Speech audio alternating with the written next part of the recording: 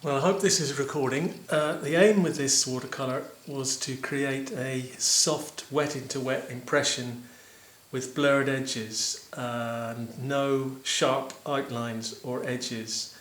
And that's best done in layers from light to dark. And that requires mixing colours in advance. So to start with, we paint the sky, and the sky I think is blue. That would be blue on the left hand side is ultramarine and cerulean blue. Then a sort of mauvey magenta, permanent rose and ultramarine. Then a sort of orange, pale orange, permanent rose and a little cadmium yellow. And then golden yellow, which would be cadmium yellow and a little yellow ochre. We try and get these colours to graduate across on a wet surface, and then maybe have a look at the reflection. So the first step, obviously, I have a drawing, a little bit of a minimal drawing of this scene of autumn on the river, and a hake brush, and lots of water. So I'm going to start by wetting the board. Wet the board thoroughly. Lots of visits back to the jar of water, and water equals time in this case. So I'm hoping I'll be able to paint the sky, and then the paper will still be wet enough to carry on and paint the reflection of the sky in the river before this has a chance to dry. So that's wetted beyond the area of the... Got a drawing of a jar on the back of this, it's a shame. And wet the back of the bit of paper. This is 200 pound Bockingford knot surface, which in metric is 425 grams per square metre. So it's a nice heavy paper, thick paper, and it does take wetting very well. And it should, when it's wetted thoroughly on both sides, and get it right way up, it should get in the middle of the camera, go flat. That's the aim. So when it's wetted on both sides and the board is wet, the paper should sit flat on the board. And there are different arguments about stretching paper or not stretching, but when you stretch paper, you only wet one side of it. And of course it's useful that the stretched paper is flat, that's true, and remains flat, doesn't crinkle when on wetting. But with this process, the paper stays wet for longer because the back is also wetted, and effectively it's sitting on a reservoir of water held in the MDF board. And the MDF board's been used for that. So that's now completely flat, and if I tilt that up you can see it's quite wet. I want this to be wet, but I don't want it to be swimmingly wet. I want it to drain off a little bit, like that. If I'm going to make it wetter, I'll do that, because the sky is the first thing I'm going to try and paint. Something like this. Just drain that off. And I've got 4 brushes and 4 colours. So I've got the brushes in order from left to right, being right-handed: blue, mauve, magenta, orange and yellow, as described previously. The first colour I'm going to put on is the blue, and the best contact for the brush will be a shallow angle, something like this. So the colour should flood out a little bit. Very light downward pressure on the brush. This is a synthetic nylon brush, number 7, Prolene Plus. And I'm going to try and fade that out towards the right. So I'll just let go of the pressure on the brush and not recharge the brush. See if I can graduate the colour from left to right. For some reason it seems to repel off the top edge of the paper. So you may see lines forming there on wet, but they quickly disperse, I think. So that's fading that way. So those lines, those marks, I think will soften as the water disperses the colour. So that was the blue. Let's put that down. Magenta, mauve, well, mauve or magenta. And I'm going to try and fade that into the blue and effectively mix the colours on the paper surface. See if I can get them to merge and blend sort of without forming a line. So that's, or a sharp division between the colours, something like that. And then disperse this out a little bit, just sort of run it out towards the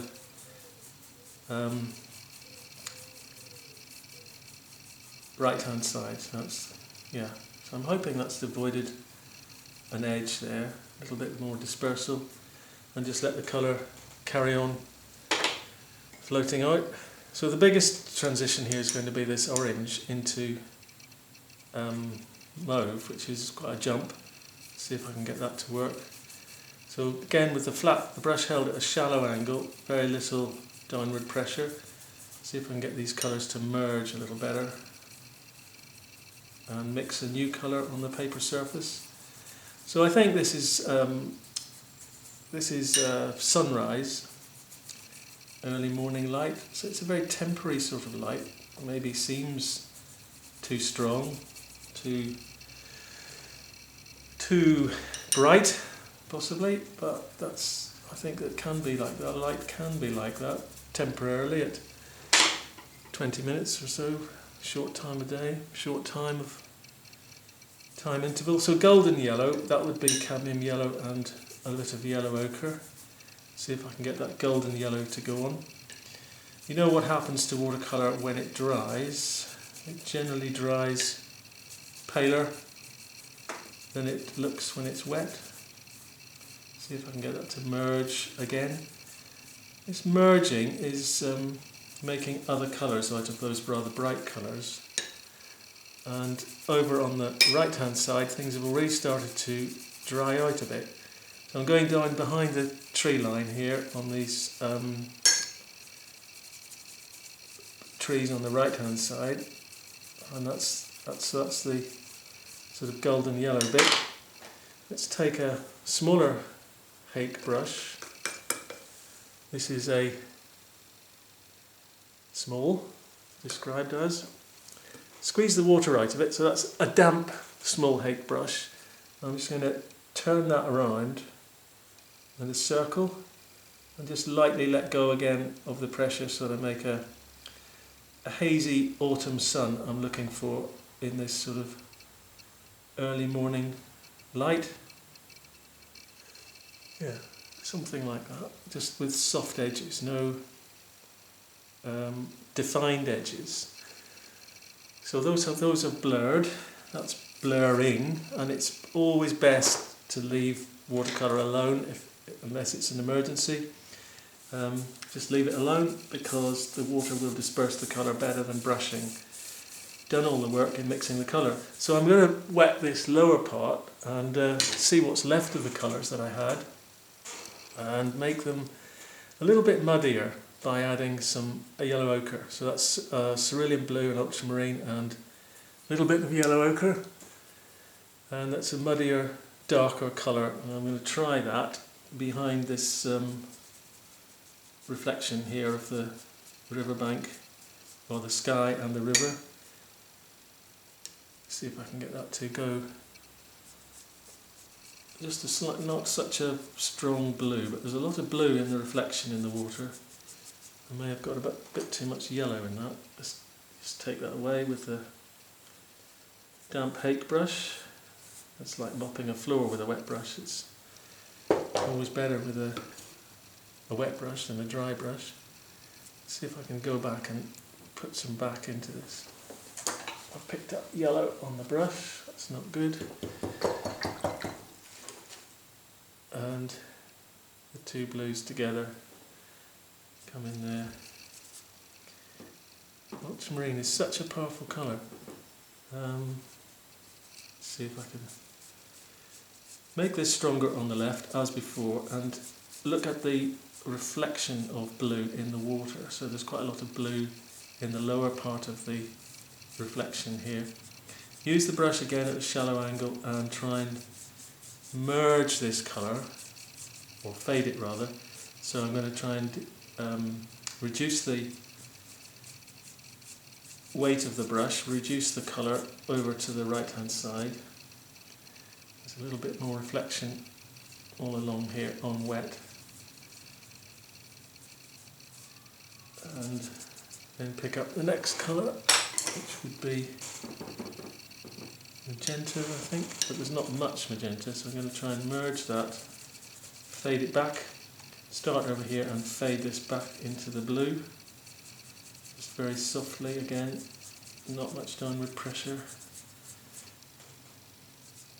So the paper will stand up to a fair amount of brushing around, but there is a limit, and then once that limit is reached, the paper will start to disintegrate.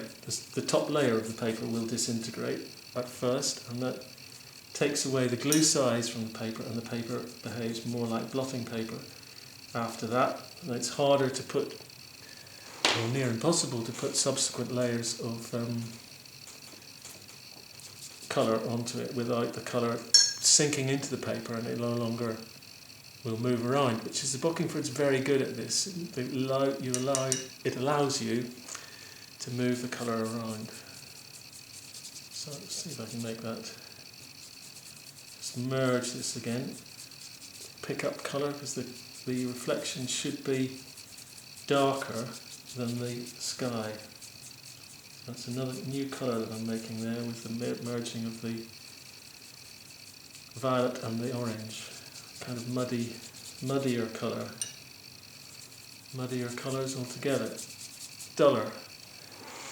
And the yellow, golden yellow. And that's sort of orangey golden yellow in the reflection through here. Again, using the brush at a shallow angle. There are other brushes, arguably, which would maybe be better for this, but these are the brushes that we've got, I guess. Number 7 round. I'm trying to merge that again to avoid a sudden transition from one colour into another colour. So I had this watery sun on the right hand side, and there should be a reflection of that watery sun. The reflections are never quite as bright as the thing that's being reflected, so that should just be very lightly lifted out, perhaps, but not lifted away, if possible, not lifted back to completely to white paper. And that's now at a point where I think the best thing to do with it would be to leave it to dry, because the other layers that will follow, this is one I prepared earlier, are better done locally in small areas, small chapters, and just wetting locally. So once this stage is dried, and dried thoroughly, both sides, the colour becomes sealed to a point into the paper, and it is possible to gently re-wet without disturbing the colour. So the next part of this will be painting the foliage and so on in part 2 of this